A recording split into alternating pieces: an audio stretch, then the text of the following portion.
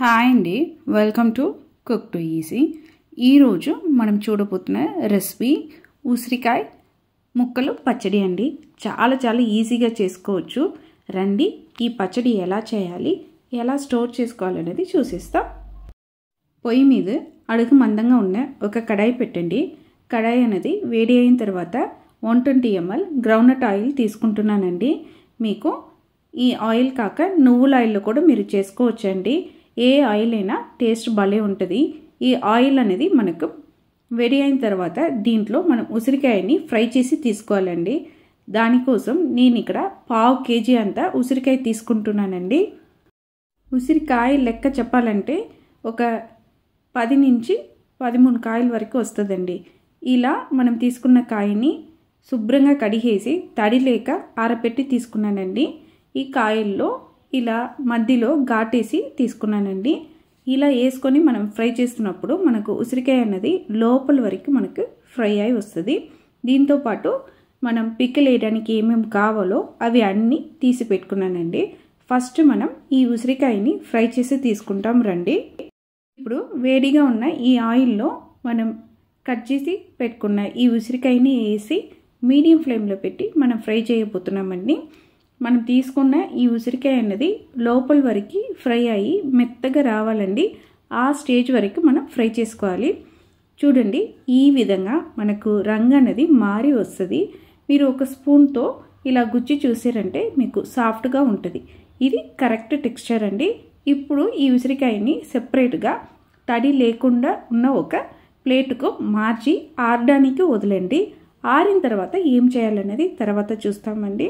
ఈ ఉసిరికాయ అన్నది ఆరుతున్న ఈ సమయంలో మనం పోపు అనేది రెడీ చేసి పెట్టుకుంటాం. ఉసిరికాయ ఫ్రై చేసిన ఆయిల్లోనే నేను పోపు వేస్తున్నానండి. 1/2 టీ స్పూన్ అంతా ఆవాలు వేస్తున్నా. ఆవాలతో పాటు ఇక్కడ మనం వెల్లుల్లి వేయాలండి. నేనైతే ఒక 10 వెల్లుల్లి రబ్బులు వేస్తున్నానండి. ఇవి కూడా బాగా ఫ్రై అయిన తర్వాత దీంట్లో ఒక 4 నుంచి 5 ఎండుమిరపకాయ వేసి ఫ్రై చేసుకొని ఆఫ్ చేసేయాలండి. అంతే, చాలా సింపుల్ పోపు అండి. ఇలా అన్నీ వేసి ఫ్రై అయిన తర్వాత మీరు పొయ్యిని ఆఫ్ చేసి పెట్టుకోండి. ఈ ఆయిల్ అనేది వేడి తగ్గిన తర్వాత ఒక 1/2 టీ స్పూన్ అంతా మీరు పసుపు వేసుకోండి. ఇప్పుడు నేను 1/2 టీ స్పూన్ అంతా ఇంగువ వేసి ఫ్రై అయిన తర్వాత ఆఫ్ చేసేసానండి. ఇప్పుడు మనం ఈ పికిల్కు మసాలా రెడీ చేసుకోవాలి. దానికోసం 1 టేబుల్ స్పూన్ అంతా ఆవాలు, అలానే 1/2 టీ స్పూన్ అంతా మెంతులు తీసుకుంటున్నానండి. ఇవి రెండింటిని ఒక కడాయిలో వేసి మీడియం ఫ్లేమ్లో పెట్టి బాగా ఫ్రై చేసుకోవాలండి. ఇలా ఫ్రై చేసుకున్న తర్వాత మనం దీన్ని పొడి చేసి తీసుకోవాలి. ఆవాలు అన్నది ఇలా తెల్లగా వస్తున్నంత వరకు ఫ్రై అవ్వాలి. మనం ఫ్రై చేసిన ఆవాలు, మెంతులు ఇవి రెండు ఆరిన తర్వాత ఒక మిక్సర్ జార్లో వేసి ఇలా పొడి చేసి తీసుకోండి. ఇప్పుడు ఒక గ్లాస్ బౌల్లో మనం పొడి చేసి తీసుకున్న ఈ ఆవాలు, మెంతులు పౌడర్ వేసేయండి. వేసిన తర్వాత 10 వెల్లుల్లి అండి, అలానే మన పిక్కలకు సరిపడా ఉప్పు, దీంతోపాటు 30 గ్రాము కారపొడి తీసుకుంటున్నానండి. ఇవన్నిటిని వేసి ఒక్కసారి స్పూన్తో బాగా కలిపి పెట్టుకోండి. మనకు పిక్కలకు కావాలంత మసాలా పౌడర్ అనేది ఇక్కడ రెడీగా ఉందండి. సేమ్ టైంలో మన పోపు కూడా ఆల్రెడీ రెడీ చేసి పెట్టుకుంటున్నాం, అది ఆరుతుంది. ఇప్పుడు మనం ఫ్రై చేసి తీసుకున్న ఈ ఉసిరికాయ అనేది బాగా ఆరిపోయిందండి.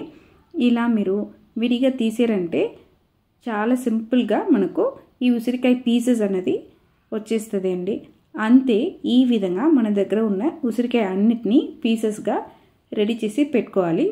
ఇప్పుడు మనం ఇవి మూడింటిని కలిపి తీసుకున్నామంటే మనకు పిక్కల్ అనేది రెడీ అండి. ఉసిరికాయ, మసాలా, అలానే పోపు ఇవి మూడింటిని కలపాలి.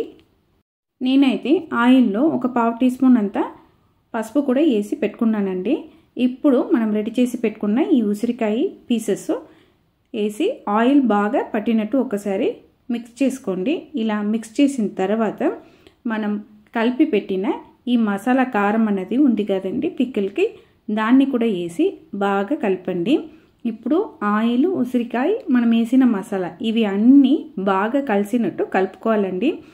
మనం తీసుకున్న క్వాంటిటీకి మనం తీసుకున్న ఆయిల్ కొలత అనేది కరెక్ట్గా సరిపోతుంది. మీకు ఒకవేళ ఎక్కువ కావాలంటే ఒక 10 గ్రాము ఎక్కువ యాడ్ చేసుకోండి. దీనికంతా ఎక్కువ మనకు అవసరం రాదండి. ఈ విధంగా మసాలాన్ని బాగా కోటైనట్టు కలిపిన తర్వాత దీన్ని ఇప్పుడు మనం ఒక గ్లాస్ బౌల్కు మార్చుకోవాలండి. ఇలా మార్చుకున్న తర్వాత ఏం చేయాలనేది చూస్తాం రండి.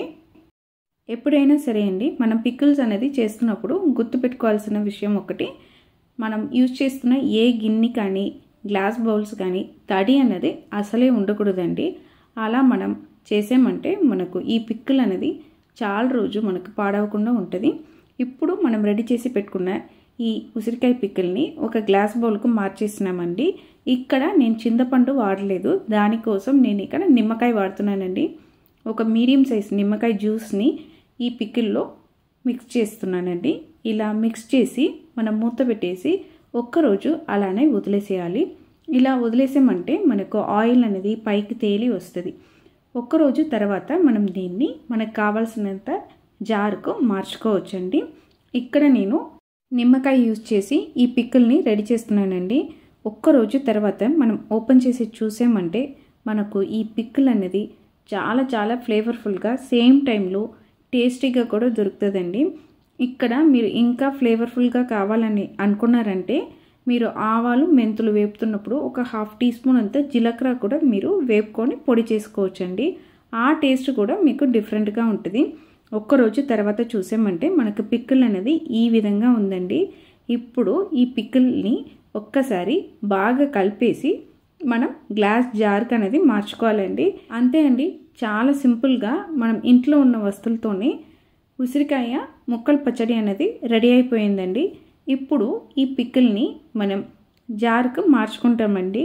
ఇక్కడ మనం ఏ జార్లో మార్చుకుంటున్నామో ఆ జార్ని బాగా కడిగి ఎండలో పెట్టేసి తుడిచి తీసుకోవాలండి. ఈ విధంగా రెడీ చేసుకున్న ఈ జార్కు మార్చి మనం పెట్టుకున్నామంటే మనకు పికిల్ అనేది చాలా రోజు పడవకుండా ఉంటుందండి. అంతే, చాలా సింపుల్గా మనం ఈజీగా మనం చేసేసామండి. మీరు కూడా సేమ్ కొలతల్ని ఫాలో అయ్యి ఈ ఉసిరికాయ ముక్కల పచ్చడి రెసిపీని ఇంట్లో ట్రై చేసి చూడండి, టేస్ట్ చేసి చూడండి. మీరు ఖచ్చితంగా ఇష్టపడతారండి.